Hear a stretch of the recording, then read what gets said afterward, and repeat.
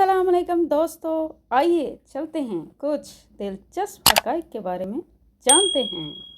सोने की जितनी ज़्यादा कोशिश करें, नींद आने के चांस उतने ही कम हैं।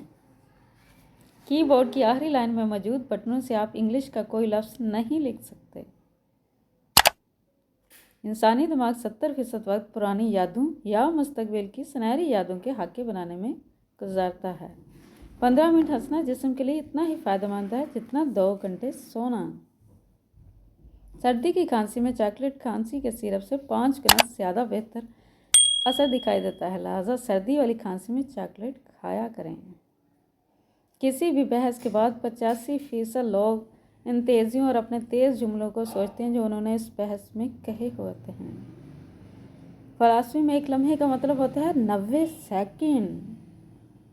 आमतौर पर आप अपने आप को आईने में हकीकत से 5 गुना ज़्यादा हसीन देखते हैं या समझते। जज्बाती धचका 15 या 20 मिनट से ज़्यादा नहीं होता। इसके बाद का जज्बाती वक्त आपकी ओवर थिंकिंग यानी इसके बारे में ज़्यादा सोचने की वजह से होता है, जिससे आप खुद को सहम लगाते हैं।